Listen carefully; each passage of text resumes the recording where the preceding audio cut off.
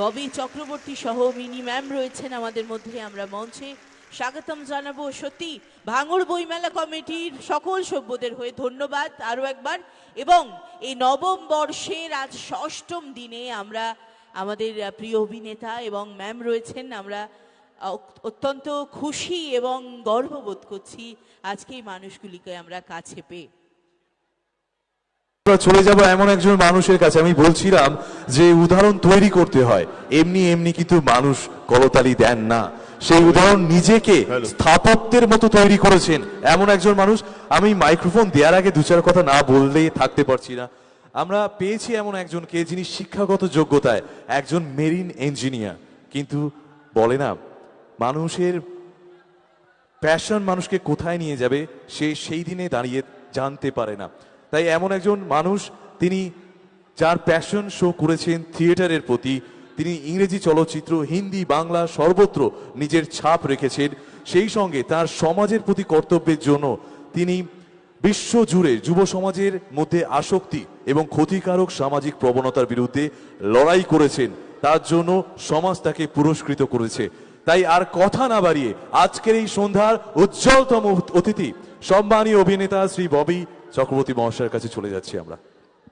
সবাইকে শুভ সন্ধ্যা। আমি কিছুদিন আগে আমার বাবাকে হারিয়েছি, সেটার সাথেই কাকতালীয় একটি ঘটনা। রব সাহেব যখন আমায় ফোন করলেন, কৌশিক দা যখন ফোনটা দিয়ে বললেন যে রব সাহেবের সাথে কথা বলুন, যেই গলাটা আমি শুনতে পেলাম আমার গায়ে কাটা দিয়ে উঠল। কারণ আপনার গলার সাথে আমার বাবার গলার এমন মিল আমার হঠাৎ করে মনে হলো গায়ে কাটা দিয়ে যে বাবা কথা বলছে। তো যাই হোক, জানি না, এখানে এসে খুব ভালো লাগছে, এত লোকের সমাগম। এই ঠান্ডার মধ্যেও একটা উষ্ণতার ছোঁয়া পাচ্ছি। একটি দেশকে, একটি সমাজকে, একটি সিস্টেমকে, একটি নেশনকে কিভাবে শেষ করে দেওয়া যায়? বোম দিয়ে, নিউক্লিয়ার মিসাইল দিয়ে না, শিক্ষাকে যদি নষ্ট করে দেওয়া যায়। আর এই যে অল্প বয়সের ছেলেমেয়েরা যারা এখানে ঘুরে বেড়াচ্ছে, যুব সমাজ, তাদের যদি কোনোভাবে নষ্ট করে দেওয়া যায়, তাহলেই সেই সমাজ, সেই নেশন, সেই দেশ শেষ হয়ে যায়। বোম লাগে না।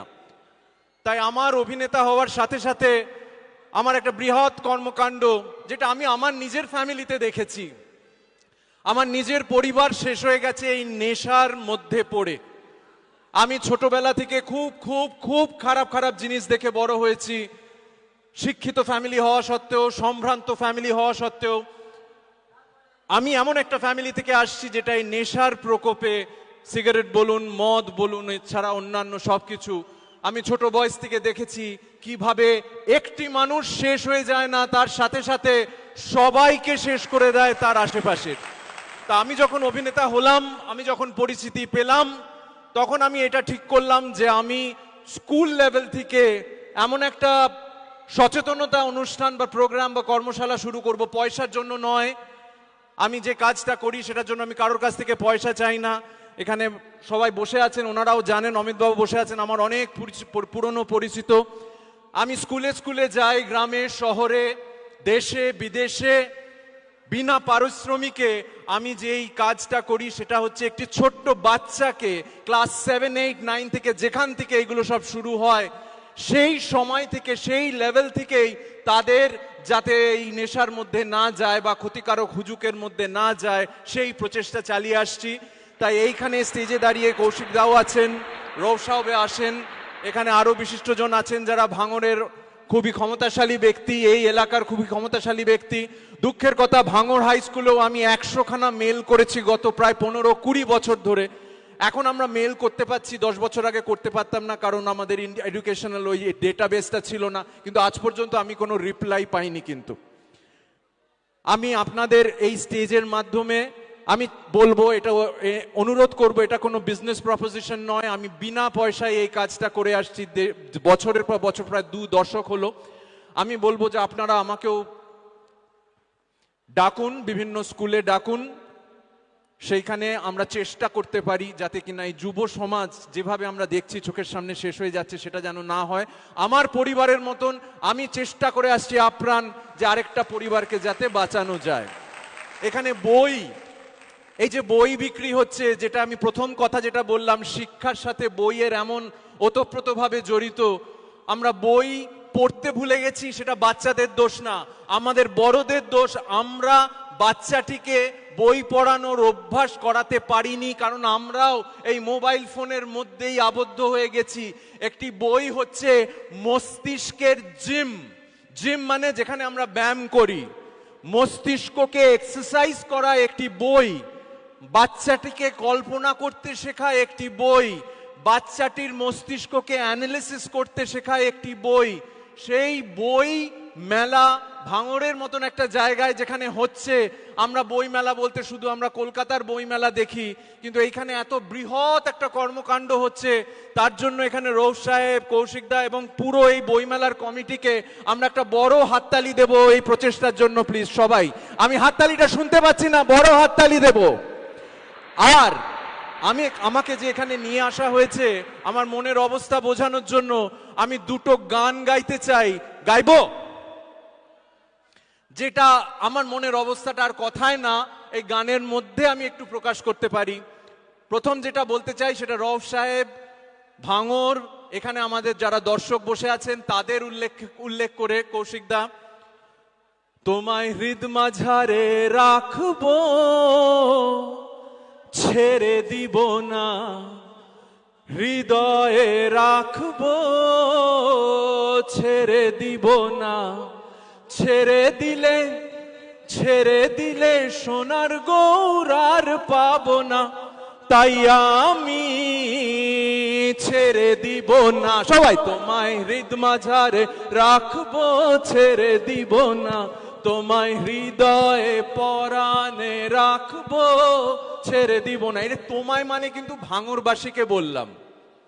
ভুবন মোহন গোরা, এটা স্পিড বাড়াই, ভুবন মোহন গোরা, ও সে গোপীজনের মন, আমার ছোট্ট দর্শক হাততালি দিচ্ছে ওইখানে বসে। ভুবন মোহন গোরা, ও সে গোপীজনের মন হরা গো, ভুবন মোহন গোরা,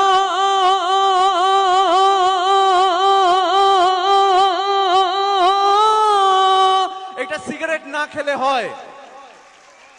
ভুবন মোহন গোরা, ও সে গোপীজনের মনোহরা গো, নয়নে নয়নে নয়ন মেলে আর যাব না, তাই আমি ছেড়ে দিব না, তোমায় হৃদ মাঝারে পরাণে হৃদয়ে রাখবো, ছেড়ে দিব না। আর শেষ যে কথাটা বা গানটা আমার মনের অবস্থাটা প্রকাশ করার জন্য, ভালো আছি ভালো থেকো, আকাশের ঠিকানায় চিঠি লিখো, দিও তোমার মালা খানি হে, দিও তোমার মালা খানি, বাউলের এই মনটারে আমার ভিতর বাহিরে অন্তরে অন্তরে আছো তুমি হৃদয় জুড়ে। এই গানটা তো জানেন, আমার সাথে গান। ভালো আছি ভালো থেকো, আকাশের ঠিকানায় চিঠি লিখো, দিও তোমার মালা খানি হে, দিও তোমার মালা খানি, বাউলের এই মনটারে আমার ভিতর বাহিরে অন্তরে অন্তরে আছো তুমি হৃদয় জুড়ে। ধন্যবাদ, সবাই ভালো থাকবেন, হ্যাপি নিউ ইয়ার। আমি একজনের নাম বলতে ভুলে গেছি, ঝর্ণা মণ্ডল, যিনি এই বইমেলার প্রাণ, তাকেও অশেষ ধন্যবাদ যে এই কর্মকাণ্ডের মধ্যে তিনিও এইভাবে জড়িত আছেন এবং সবাইকে জড়িয়ে ফেলেছেন। শুভ সন্ধ্যা সবাইকে, সবাই খুব ভালো থাকবেন, আমি আবার ফেরত আসবো। ধন্যবাদ, আপনাদের এতক্ষণ ধরে বোর করলাম। Thank you so much sir. তবে আমাদের কিছু বলার আছে আপনাকে। একটা মানুষ তার কাজ নিয়ে কতটা আবেগপ্রবণ যদি হন, তারপরে কিন্তু এই স্টেটমেন্টগুলো দিতে পারেন, তাহলে তার কাজের প্রতি ভালো লাগা আগে কাজকে সম্মান করতে হবে, কর্মেই মুক্তি। তাই স্যারের জন্য একটা জোরে করতালি হোক সবাই মিলে।